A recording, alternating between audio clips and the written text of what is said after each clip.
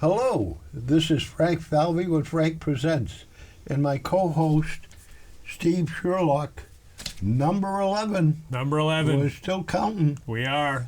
And today our guest is Ruthann Sullivan. That's right. Oh, welcome to the program, Ruthann. Thank you. Thank you for having me. Let me ask you, what is your background? Could you tell us a little about yourself? Sure. Well, I grew up in Natick, so not too far from here. I know a lot of people kind of go back and forth. The Franklin-Natick story seems to be very intertwined.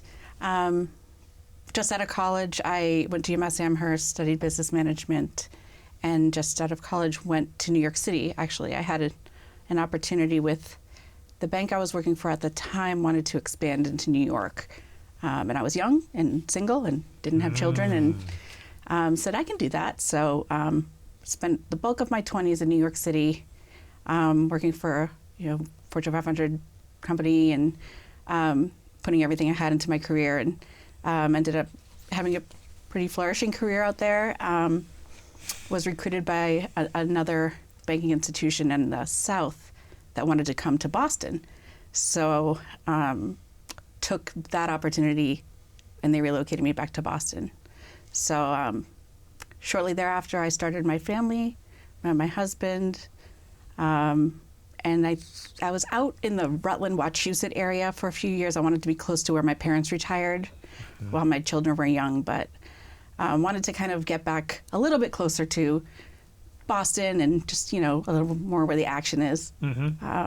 So was looking at towns and just thought Franklin was an awesome choice. I'd been watching, the progress at the schools, particularly, and the location. You can't beat the location. And I had just a pretty good base of friends that had settled here and just were really enjoying it. The Black Box, 2 train stations, just felt like it was a good place to settle in. So I actually bought my house in January 2020. We lived in about 6 months in an apartment that was, a little hectic and crowded, but we were lucky to get in right before the housing really peaked, and bought a house right across from the high school, actually, January 2020, and then the pandemic. But so it sort of prolonged me getting to know everybody in the area as much. But it certainly gave me an opportunity to get engaged in the town and its challenges and its awesomeness. It is. And I think your story is similar because I came through corporate relo and, you're going to give me a chance to move back to Massachusetts? Right. Sure. Right. So Franklin with the train line, because the offices were going to be in Boston most of the time. Franklin made sense, so great year. Yep.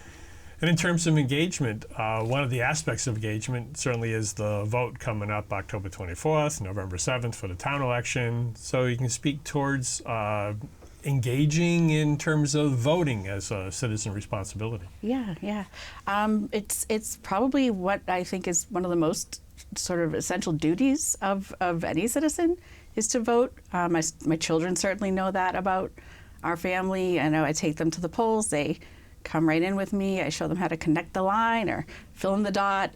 Usually beforehand, we go through, the pamphlets that are sent out and go over all the different questions or candidates. And I always vote, local elections.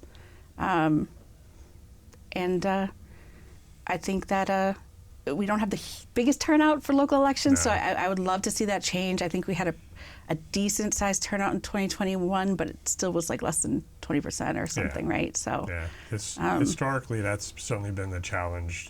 Yeah. Local elections are generally about 20%. Right. When we have a money vote as a school debt exclusion, et cetera, that tends to be more in the 40%. So it'll be interesting with November 7th, because we have the tri-county vote at the same time. Right. Is that going to give us a bump? I hope, but we'll see. Right. Yeah, it's always challenging to get people out. I was having this conversation recently how, my generation in particular, we didn't really study civics and government too closely, especially at a local level. Growing up, I find it sort of astonishing at times how few people really know how local government is working. Sure. Just, who do I contact? And we have a pretty great website if people want to engage and kind of figure out where to go. But just in general, I think that's something that our whole country needs to work on, really. Yeah. Democracy has been challenged in a few ways, and getting engagement is one aspect to help build that. But certainly the civics education, which I know at least Mass has taken some strides to kind of catch up, will help too. Next piece, at least in terms of your background coming for a school committee, so there are particular aspects of your background and or skill set that you would like the community to be aware of that you're bringing to the table for a school committee? I think that aside from just having sort of an intrinsic motivation to do what's right for the schools, I have, children who are in 6th and 7th grade right now, middle schoolers. When I moved here, they were in 2nd and 3rd grade. So we're part of that generation that sort of had that 2 to 3 year awkward gap. Yes. And I got to applaud Franklin, really, compared to some of the towns that I was sort of networked with, and we did a solid job, just getting the kids linked up right away, giving them, an agenda, because most of us were working from home, trying to work at the same time, which I was. And when I had left banking and started my family, I took a job when I moved to Franklin, and I was chief of staff at a law firm in Wellesley. So when the kids didn't return to school in September, I had to leave my job as well. And so at that time, I have a couple of friends in town. One is a Boston police officer, one is a nurse, another is a school teacher, actually in Natick. And I watched their kids during the pandemic. So we had sort of a little pod in my house. A safe cluster. Which was good because my kids were coming from, being new to the school. So I don't have an education background.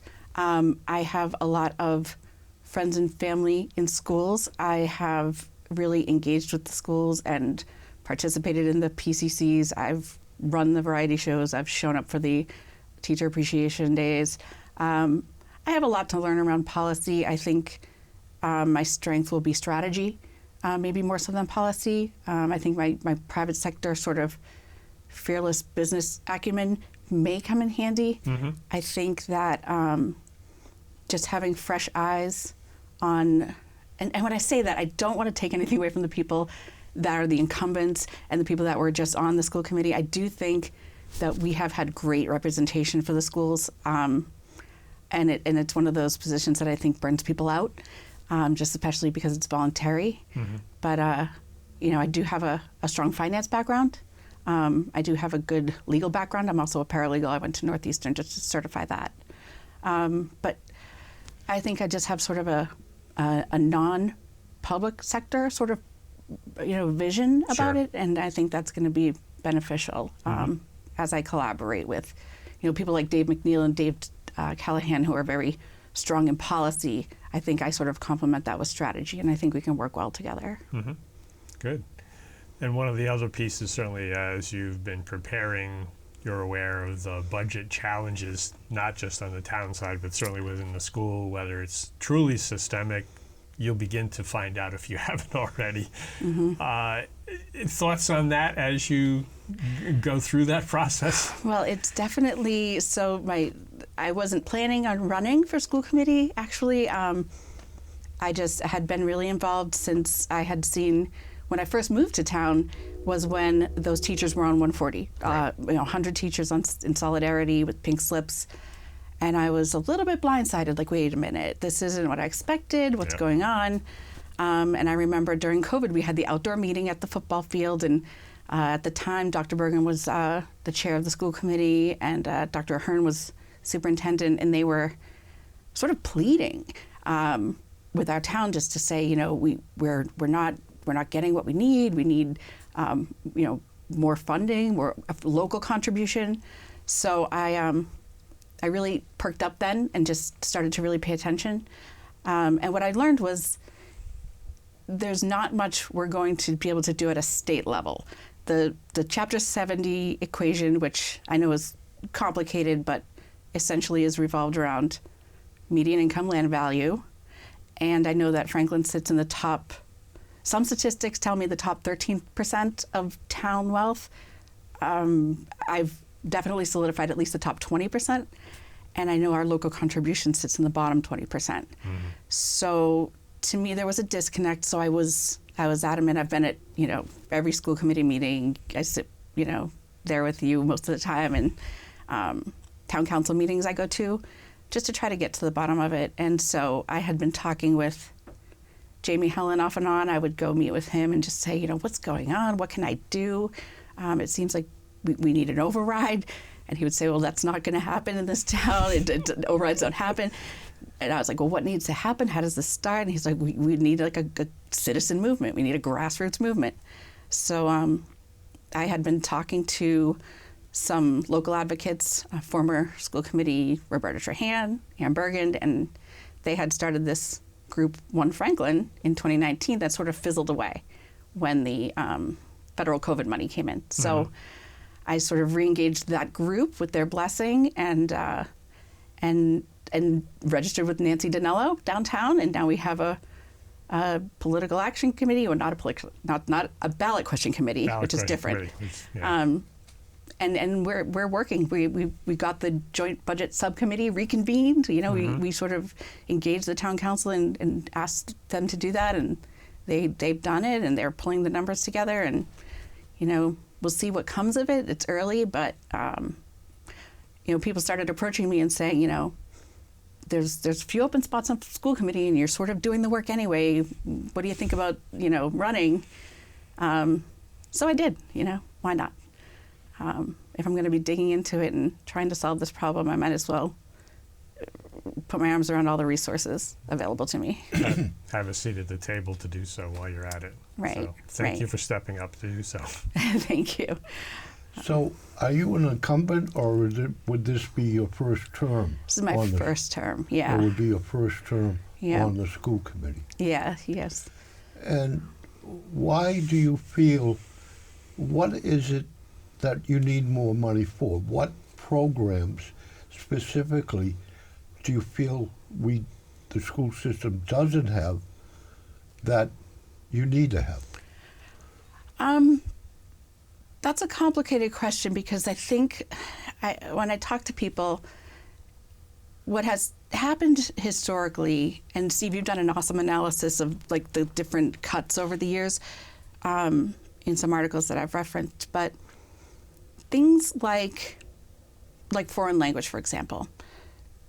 15 years ago we had French and Spanish introductions in the elementary schools. Then those were cut, and we only had it in the middle school. So we had French, Latin, Spanish in the middle school as an academic course, and now it's been sort of slivered away, and now we have just Spanish available, not in elementary but in middle, and it's given as a unified art, like gym class only a couple days a week. The music program, I know years ago, and not 30, 40 years ago, like 10 years ago or so, you could, in 3rd, 4th, 5th grade, pick an instrument, and you could have the band and music introduction be part of your day. So I don't think necessarily the academics have been impacted. Perhaps school size, our class sizes have gone up a little, but we know enrollment's dipping down a little, coming back up, I guess, with the kindergarten classes, what I'm hearing, and we're waiting for the next census. But I think more what I'm finding is the ability for the administration and the teachers to manage the schools is impacted in a way that impacts the entirety of the school. So we hear a lot of times at the school committee meetings, like our superintendent sort of pleading with parents that we need a little more assistance with, the behavior, and they're trying to implement in the state. It's a mandate now to implement restorative justice. You can't just suspend a kid and solve the problem. Certainly the needs of children have been escalated with, I'm not even going to say the pandemic. I think the biggest driver of that is the cell phone generation. I think the information just came too fast. Social media, and often I hear these sort of issues that children might get into in their homes at night trickle into the classrooms and have to be managed. Technology's been a huge boost of needs for revenue, just to be able to compete with other districts and live in the world we're in now. I think somebody said that our new high school has this real cutting edge technology, these TVs and they can do like the morning news and whatnot. I don't think they have the software update needed to even be running right now. So there's things that they're sort of putting to the sideline, any initiative that they try to implement. I noticed on your list, the first thing to go is any initiative. So to your point, we're going to have to get more granular, Let me ask this. The state is funding completely all of the food for the students. Yes. The federal government has taken away the subsidy. Okay. If the state only funded those in need, wouldn't that provide a lot more money to the town of Franklin for the things that you want? It's possible. I don't know enough about that program to know that money budgeted would necessarily be added to that Chapter 70 funding. I think that Chapter 70 funding is pretty cut and dry, regardless of what we get for that food supplement. But I don't know for sure. I know that Jeff Roy gets that hold harmless money on top of what we get from the state, which is I think close to $11 million. So I think as a town where we're getting what the state allows plus 11 million, so I'm not sure that would trickle to the schools. Well, as a town, Yeah. we would have a lower amount of students in need. Right.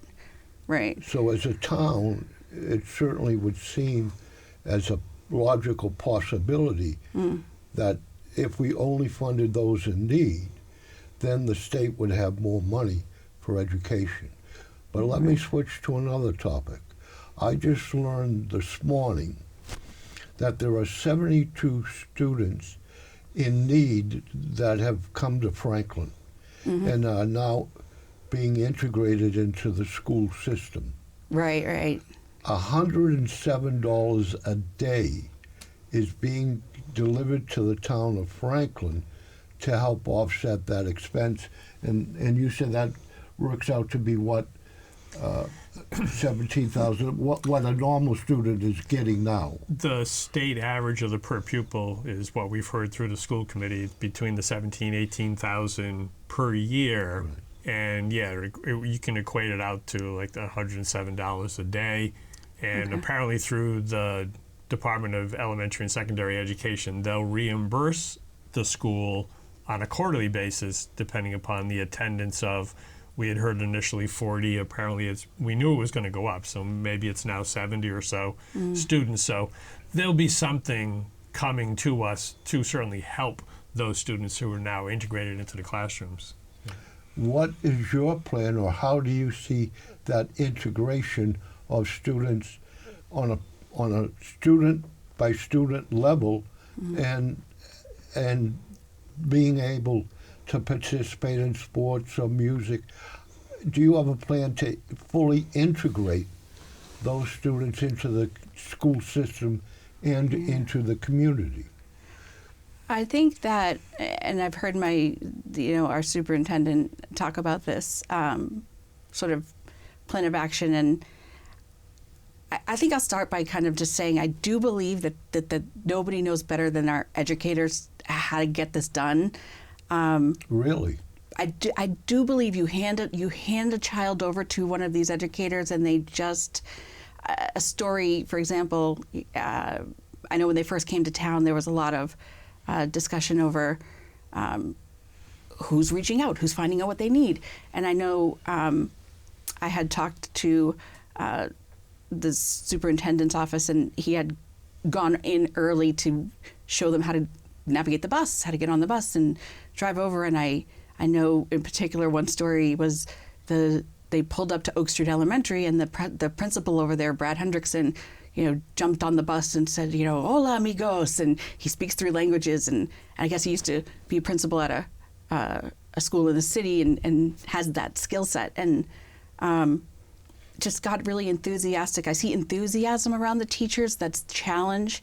I see like insight given to the students that they're going to commingle with, and kind of give some worldly perspective and some lessons there. So, I think it's worth digging into, and it's worth having oversight on and checking to make sure they have what they need. But if we get the funds that were being promised from the state, because I know that's a big question that everybody's concerned about is, oh yeah, they said they're sending the money, but is it going to be bureaucratic red tape? But I think that they'll be able to communicate what they need. If they need a couple more translators and they need, some added entry-level Spanish curriculum that we probably don't have, for elementary kids anymore, but I do have a lot of confidence in teachers as a whole. Not to say that the school committee is not necessary, because it is that liaison between the community and the schools. But I think we've had some historical foundations set and some systems set, and I do believe that we've got strong leadership. I'm excited to be a part of it. I may not be aware of sort of the unforeseen challenges that will be coming my way. I think more so than just the language barrier, or maybe some cultural barriers. I think the biggest thing that kind of keeps me up at night is the amount of trauma or struggle that those kids may have endured, and to make sure that you're sort of servicing that emotional need in order to make sure that kid can learn, which could get a little tricky, because I think as a whole our district is under-resourced in the area of counseling and things like that. You mentioned that you see yourself as having the ability for strategy. Yeah. Could you tell me what you mean by strategy? What does that encompass? I think a lot of times I hear one of the initiatives I would say that I have is I hear a disconnect between what's happening in the schools and what the perception of the public of what is happening in the schools is.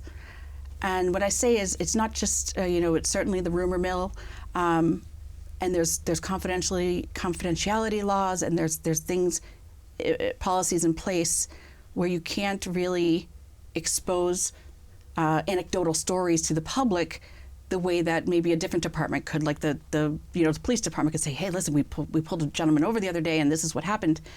In schools, it's difficult for them to tell those stories, because even if you can discern who the story is about because of the circumstances, that could be a slippery slope legally. So I think there's 2 things happening there. There's one where ordinary parents are not aware of how much bandwidth is taken up by situations that they need help from the public managing. I think the schools are being called upon to do a lot above and beyond just, you hear the reading, writing, arithmetic kind of narrative, and people push back on that and say, how can you teach reading, writing, arithmetic when somebody is, not healthy and not feeling safe and those type of things. But we can't really get there until we enlist the help of the families, because at the end of the day, these kids, they still go home to their families. They're still on their Snapchat. They're still doing things that the school wouldn't condone, but the parents really need to step up too. And it's a tricky thing, because the schools don't want to be complaining. That's not really what they want to do when they're in front of a school committee or a town council. They want to put their best foot forward and show the great work they're doing. So one of the things that I sort of strategize about often is, how can we engage the community in a way to support and sort of enable the school to be able to do their job? I think it's got to be a little more collaborative. You mentioned suspension and discipline. My understanding is if they're in possession of drugs at the school or have used drugs, and they would be suspended for 10 days from school, or they need to go to a 3-day intensive program at Safe Coalition, and then can go back to school. I don't know what other discipline action is followed by being inconsiderate of teachers. Do you? I mean, are you I don't familiar know. with the disciplinary suspension, and do you agree with the length of time that they're suspended?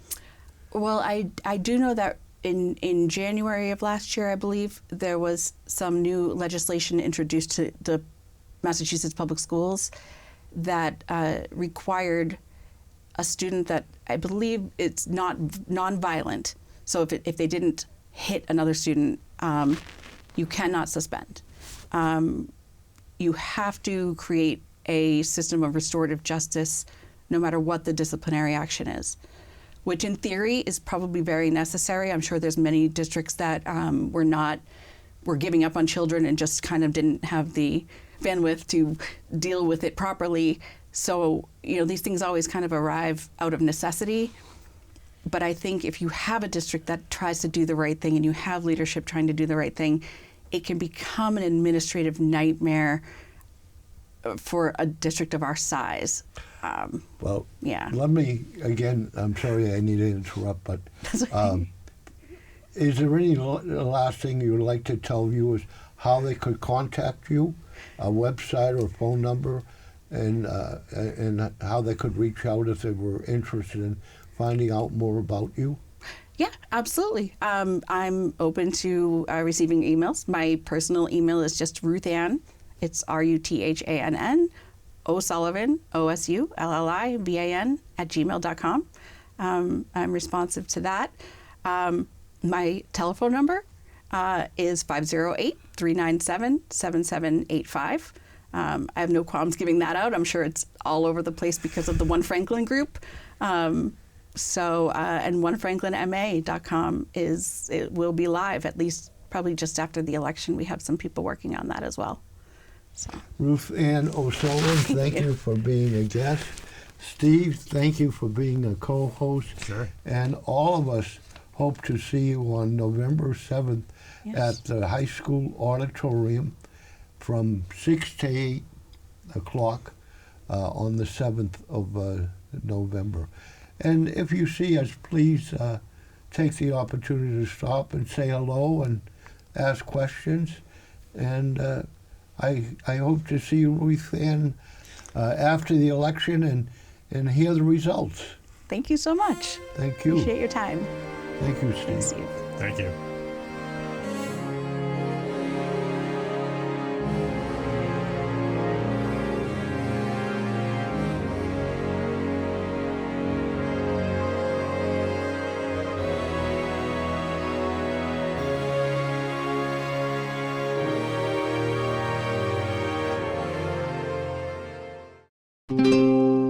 This program was made possible by your Franklin friends and neighbors, good folks just like you. Thanks for supporting Franklin TV. And thanks for watching.